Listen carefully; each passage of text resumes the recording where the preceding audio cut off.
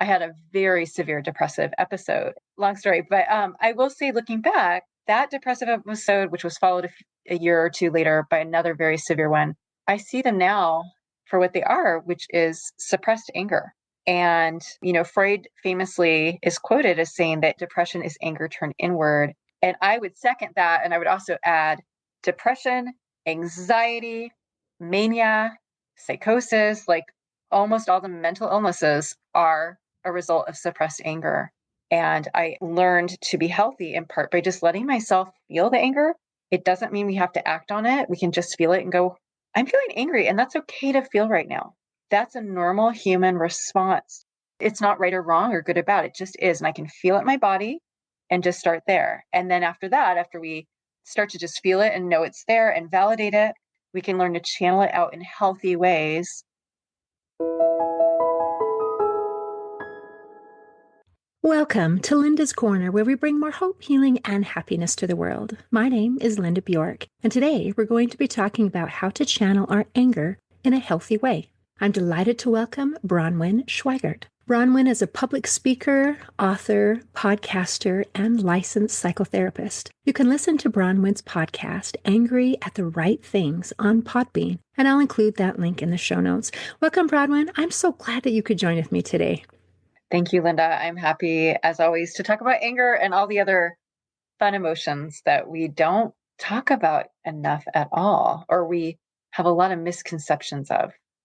Excellent. Let's talk about some of those misconceptions. Some people think anger, not supposed to have that one. Or other people think anger is the only emotion that I am allowed to have. I mean, there's just all these feelings about anger. Is it bad? Is it good? Is it okay? So I would like to talk about putting in perspective. But first, is it okay if we hear your story? This is a rather unusual kind of focus. And so how did it become important to you? Yes. So my story, so I'm a marriage and family therapist. And this is my second career. I did not go looking to reinvent myself, but like a lot of people, I had a life crisis. With mine personally was, I had a very severe depressive episode and I went looking for a therapist. I couldn't find a good therapist.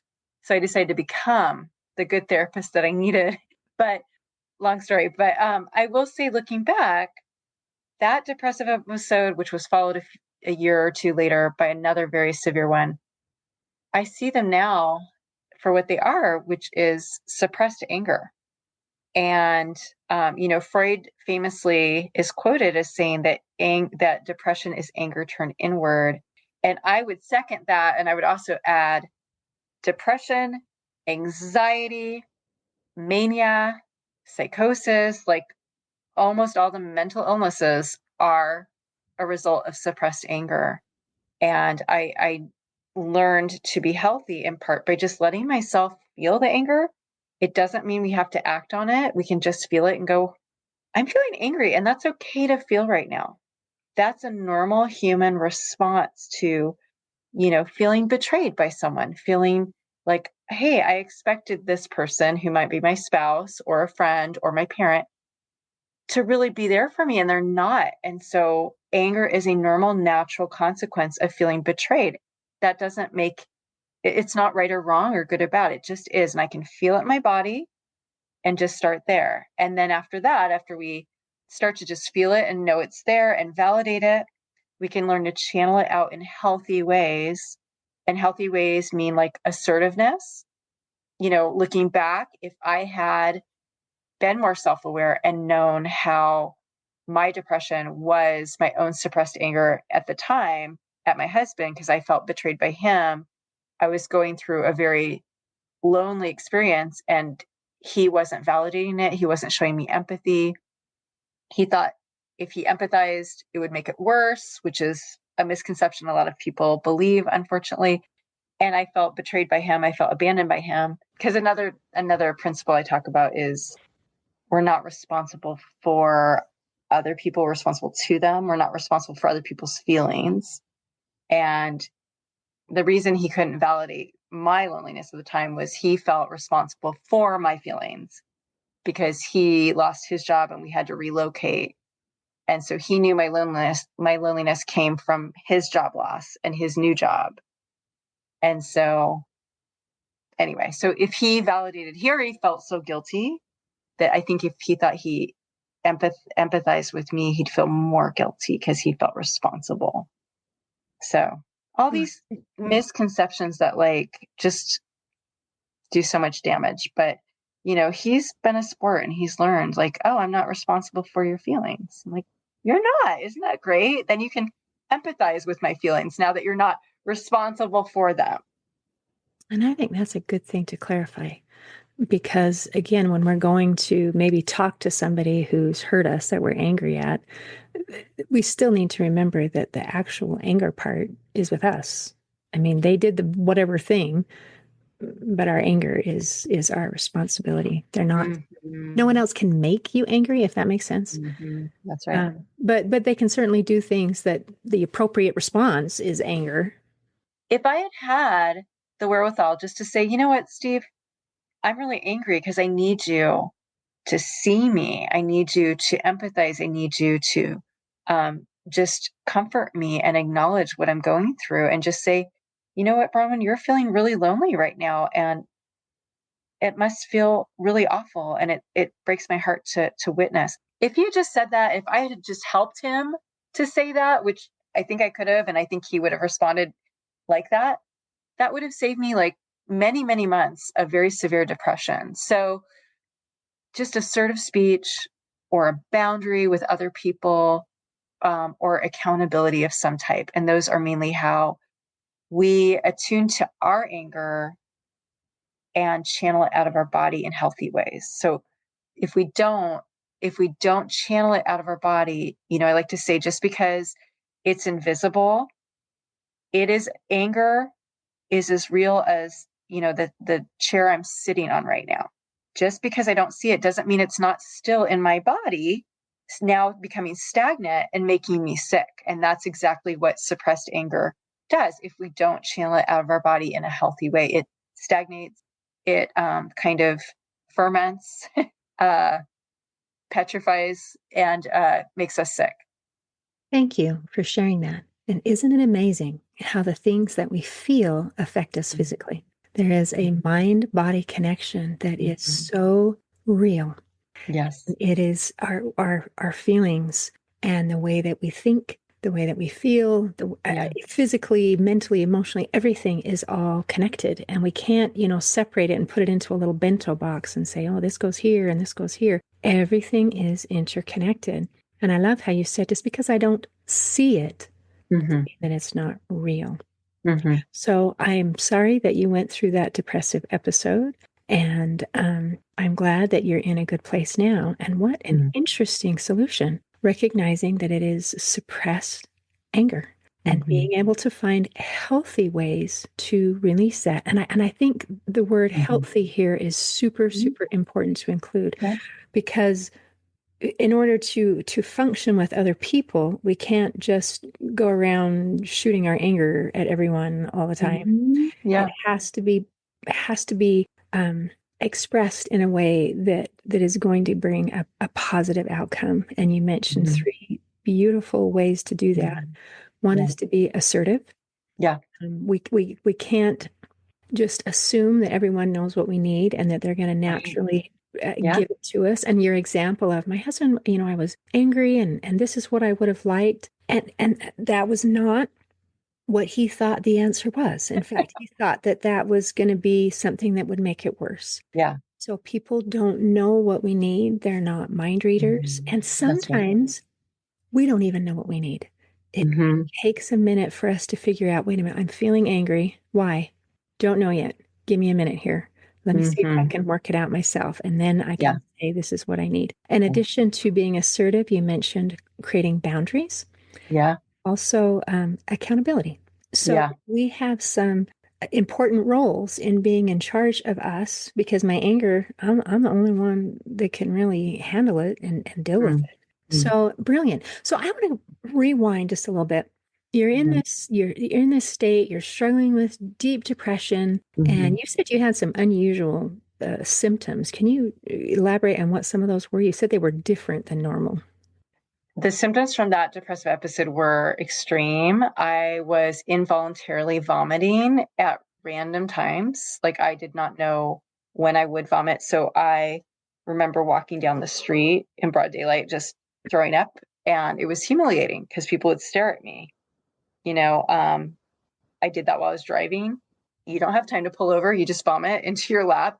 So that was pretty bad. And then the other one there was, oh, I couldn't stop eating. On the other hand, I couldn't stop eating like day and night, and I gained probably 30 pounds in a couple of months.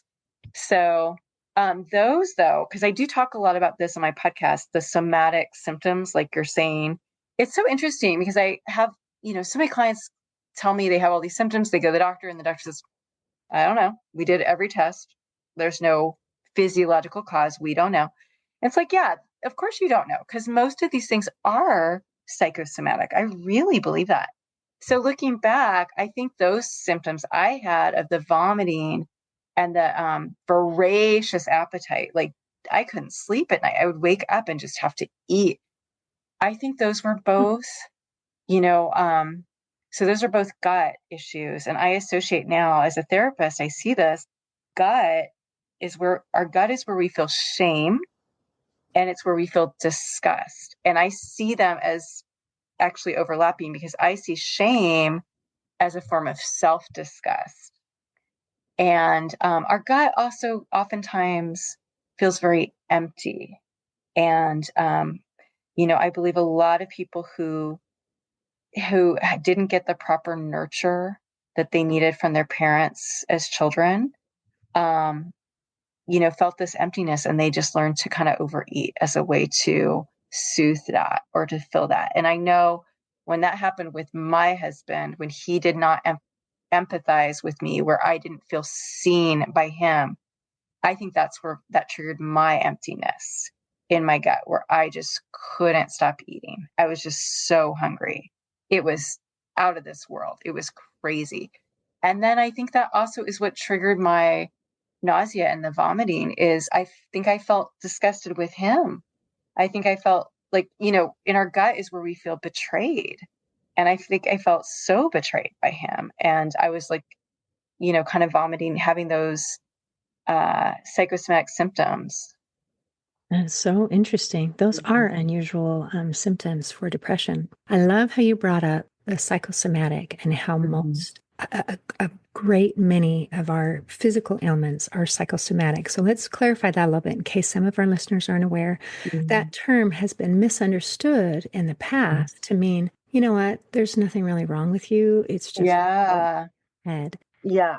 But now we have a greater understanding of what that is. And that is that those issues that we have with our emotions, with our thoughts, affect our bodies. In fact, even according to the CDC, over 90% of our physical ailments, the things we go to the doctor for, have an Mm-hmm. emotional basis. And that's not Joe Schmo's blog. That's Mm-hmm. actually the Yeah. CDC who says, you know what? This Mm-hmm. is real. And then perhaps many of us have read The Body Keeps a Score by Dr. Bessel van der Kolk, who talks about and explains this is something that we didn't used to understand. But now we're realizing even more the things that we experience, the things that we feel, the things that we think affect our physical body. And Yeah. so that kind of experience when we understand that and we go to the doctor, because going to the doctor is a great thing to do when you're struggling with symptoms. If you're not getting the answers, it might be a clue that there's something, our experience, our Mm-hmm. emotions, something that we need to look at. So thank you for Mm-hmm. bringing that up. I thought it was Mm-hmm. fascinating that your symptoms were trying to eat to fill the emptiness in your gut, Mm-hmm. vomiting, both of them Mm-hmm. were in your mouth. But Mm-hmm. that connection with your gut, some of it feels to me like there's something inside of me that I really need to get out, and I'm not speaking it. So I'm gonna throw up. Mm-hmm. I gotta get something out somehow. Yeah. And I Yeah. feel empty. And so I want to Mm-hmm. fill this up. Mm-hmm. So it's pretty normal for us to we have a desire, a need, like eating or emptiness or something, and we misdirect it. So part of what you talk about is, okay, let's be angry, but let's be angry at the right things. Is it okay if we Yeah. go into that a little bit and say, okay, Yeah. so what is the right Yeah. thing? Yeah. Yeah. So you said earlier, how a lot of people are afraid of anger because we can be outrageous. We can be, literally outraging at people. And that people who are really what we would call an angry person, the irony is they're not raging at the true source of the anger. That's what's so ironic here. And that is what we need to do. We need to channel the anger out of our body at the true source. If we don't do that, if that gets blocked, that anger stagnates in us, but it also leaks out at the people who least deserve it, like our kids or our pet or our spouse, the people who aren't the source. So it's really imperative that we do channel it out of our bodies at the source. However, not all the sources are going to be safe people to be assertive with. So I gave the example of, I was able to, I could say to my husband, hey, Steve, what I need is for you to look at me and blah, blah, blah. I can say that to him. He's a safe person. But I can't do that, with my father, because that would be an unproductive conversation. He would not listen. He would try to shame me. He would try to gaslight me. That's a you problem, and so there's a lot of what I call unsafe people in the world who aren't going to receive our assertiveness well. They're going to gaslight us. They're going to shame us in response. And so with the unsafe person, assertiveness doesn't really work, but a boundary can work really well. For me, that boundary with my father had to be like basically not talking to him at all. And I haven't emailed him in a year and a year and a half since I've talked to him on the phone. And that's sad, but I really let him know it's really on you, Dad, if you're going to do the work to win back my trust and be a safe person. And he's chosen not to become that. So that's his choice.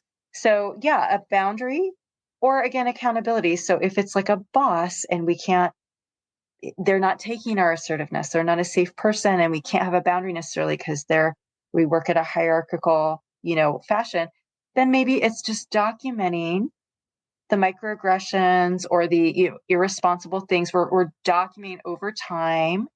And once we have a lot of things documented, calmly, just maybe taking it to the next level or what have you. But it doesn't have to, that can be my expression of anger, is just seeking out justice, not retribution, but justice, just advocating for myself in a calm way. And that is expressing the anger of my body and bringing about justice.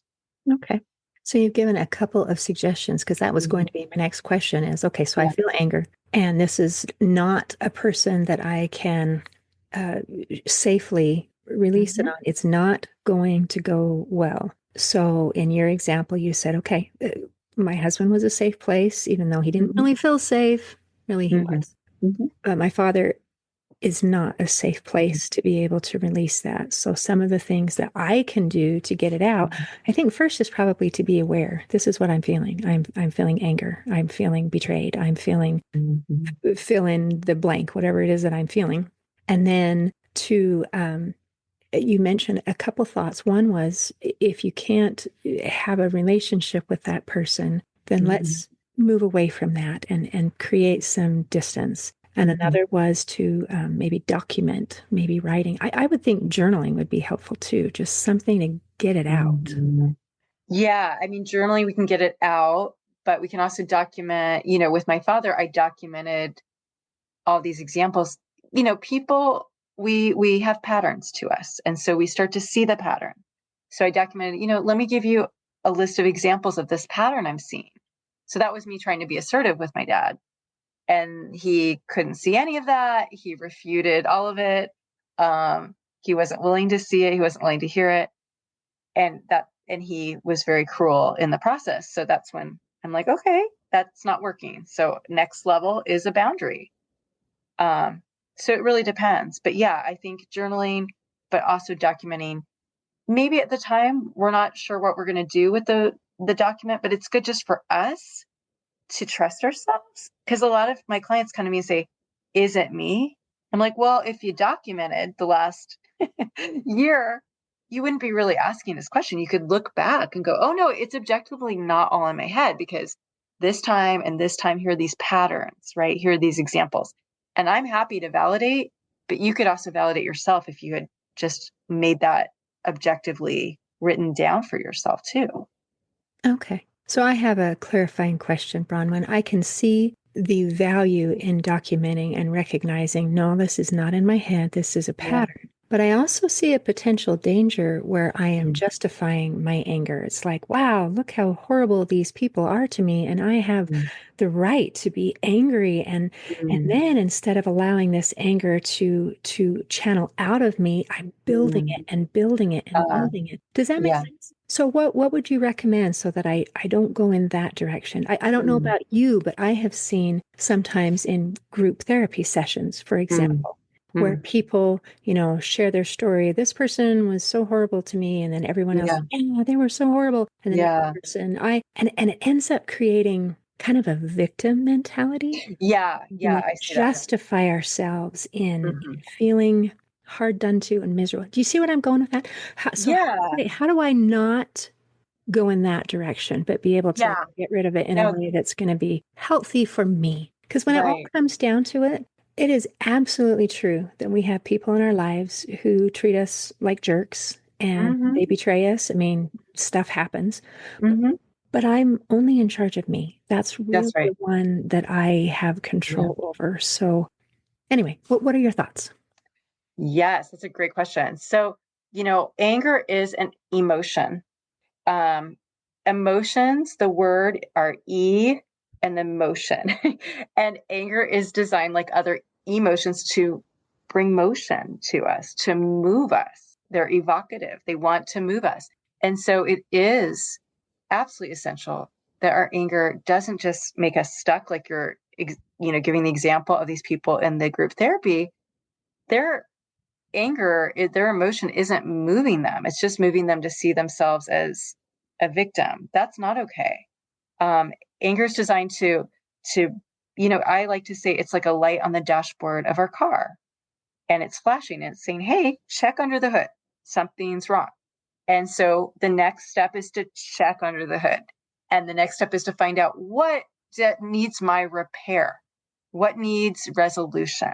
And then we move towards bringing that thing to resolution. So, yeah, if we're documenting, it's not just to like share with everyone and be like, hey, everyone, look at me, look how bad I have it. It's to move us forward to bring resolution. So, again, like a boundary, assertiveness, accountability.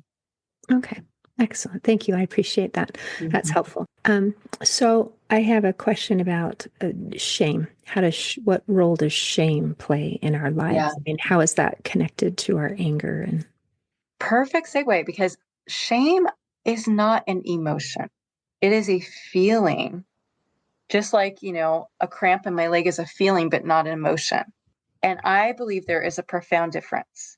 Shame is a feeling, but it's not an emotion. I believe all humans are born innate with emotions, including anger, including disgust, including sadness, including joy, but not with shame. Shame is a social construct. Shame is taught to children, usually by a parent, but they're not born with shame. It is not native. And shame does not work to move us. Shame does the opposite. It paralyzes, it debilitates, it makes us stuck. It has the opposite effect. And one of the things, unfortunately, is shame does is it shuts us down because we feel rejected. We feel not just even just rejected. When we feel shame, we feel like, there's like a saying, I think Brene Brown says this, when we make a mistake, we say, okay, I made a mistake. Maybe we feel guilt, but that's not shame. When we feel shame, we say, I made a mistake. I am a mistake. Because I made a mistake, I am a mistake. So we're identifying with the behavior that we're being shamed for. We're basically learning implicitly, like, I am wrong. I am defective. I am shameful. And that is a big difference than like when we teach a kid, hey, little Linda, it's not okay to bop your brother on the head. Like, that's not okay. But it is okay to feel angry that he just stole your toy for the 10th time today. That's an okay feeling to have. I don't blame you, but we don't bonk on the head. Versus if we just give little Linda a look, like a shaming look of disapproval, a silent one. And most parents don't know what they're doing, but what they're doing is communicating shame. And little Linda's learning implicitly, I'm wrong. I'm bad. I can't trust myself to know what's right or wrong or good or bad. And we kind of dissociate from ourselves. We kind of are exiled from our native self in a way. That is fascinating. I have never heard that described in that way. So let me recap and see if I got Yeah. it right. Then you can help correct me, whatever I've got wrong. Mm-hmm. You said shame is not an emotion. So now when you said that, I thought, let me ponder that. Earlier, you said that the definition of emotion was energy in motion. It's emotion. It's something that makes you move. It's that light on the dashboard, where anger or some of the other feelings might make me move towards something. But shame is an identity. It is I am. And Yeah. rather than having me move in any way, shape, or form, it makes me stuck and it makes me question everything about me. Is that close? Yeah, I think that's accurate. Okay. Never thought of it that way before. And isn't it a little bit sad how easy it is to make that mistake as a parent? We're trying to raise good kids. So if the example you had of me hitting my brother on the head, okay. So a good parent is going to say, wow, that behavior is not okay. We don't bonk people on the head. And so the response in trying to help this child to become a better person might be that look of, no, no, no, that's not okay. Or we might say that you're a bad girl or something to that effect, Yeah, that's a common rather one. than making that this is bad behavior, but it's equating the behavior with the person. And it's really easy to do. Sure. Yeah. It really is, if no one has taught us, and most of us have not been taught that, but that's where we validate the anger, especially the anger. We validate it. We say, little Linda, you can be angry with mommy too. You're, but you can't yell and scream at mommy, but you can be angry with mommy. I get you're angry with me right now. I understand that. That's okay. And so we differentiate between the behavior. We can set parameters around the behavior, but we validate. Of course you're angry. Who wouldn't be? You have no control, and I have all the control. And right now I'm usurping any control you could have, little Linda. So you can be angry at that. That's okay. And then we can say, little Linda, um, what do you need when you feel angry, but you can't scream? What do you need right now? Do you just need, you know, a hug? Do you need just to be recognized that it's okay to feel angry? And I like that question. What do you need when you feel angry? So I'm putting myself in the little girl's shoes. It's like, what I need is some justice. My brother, you need to keep him out of my stuff. So, Yeah, that is actually the perfect resolution to that problem, not shaming little Linda and just letting the brother do this and just letting him get away with it because he's younger. The perfect resolution is say, you're right. We do need to do something about that because this keeps happening and that must be infuriating, little Linda. So I'm going to come up with a solution as a parent and maybe you can help me. that's quite lovely. Okay. So let's be angry at the right things. And it's okay to be angry, and that I think many people, especially women, we often need permission to be angry because we misunderstand that we're not supposed to have that feeling. Good people don't feel angry. And that makes it kind of tricky because it's not true. Good people can feel angry. So, Bronwyn and I are going to give all of our listeners permission. It's okay to be angry. Let's just process it in a way that doesn't hurt Yeah. somebody else. Well, I want to also say most of my clients are women with very high anxiety levels. And the minute they learn they can feel angry, their anxiety pretty much dissipates. So I want to encourage everyone out there, like, you don't want to be anxious. Just feel your anger. You don't have to blow up. You just feel it and you say, you know what? It's not right or wrong or good or bad. I don't have to have a moral judgment. I'm feeling angry. Let's stop judging it. And that requires some self-compassion. Yeah. And you know what? When we heal our relationship with our anger, I find we heal our relationship with ourselves. We start trusting ourselves. We stop betraying ourselves. And it is powerful. And I see that. And we get rid of the shame. And it's so beautiful to see this in my clients, which is why, I have this podcast is I want to get this out to the people who will never have me as their therapist. I want to get it out for everyone. That is amazing. So prior to today, I don't think I've ever pondered that I have a relationship with anger. Would you Mhm. mind clarifying that a little bit by what do you mean, my relationship with anger? Well, we all have anger. We all do. We just do. But we might suppress it. That might be our relationship with anger is suppressing it, disassociating from it, saying, I'm not angry. So that's one spectrum. The other spectrum is the people who are always angry, but they're never channeling it out of their body at the true source. They're never acting as their own advocate to bring about what they need. And so they're just always angry or seeming to be. But we all have a relationship with it. So that's why I don't like the statement angry or the phrase angry person. Cause I'm like, well, who isn't an angry person? That's like saying, I'm not a breathing person. We all have anger. We're human. It's a native emotion to all human.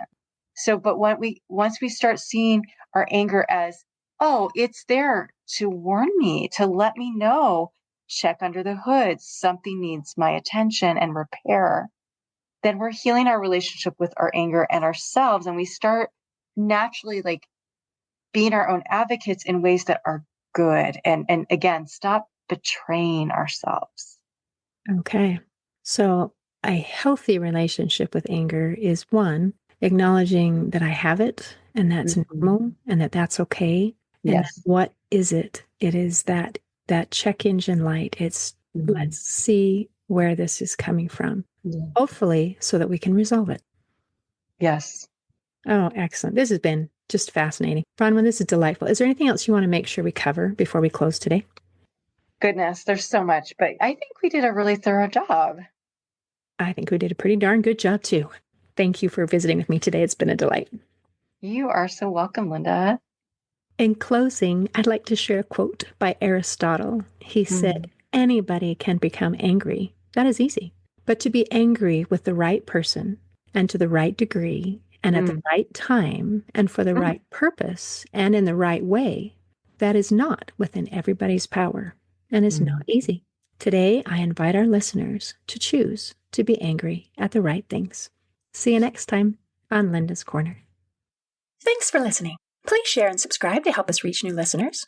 And if you'd like to heal your life from the inside out, there is a free video series at hopeforhealingfoundation.org. Just click on the free stuff tab. I also invite you to grab a copy of one of my books, like Crushed, A Journey Through Depression, and You Got This, an action plan to calm fear, anxiety, worry, and stress. See you next time on Linda's Corner.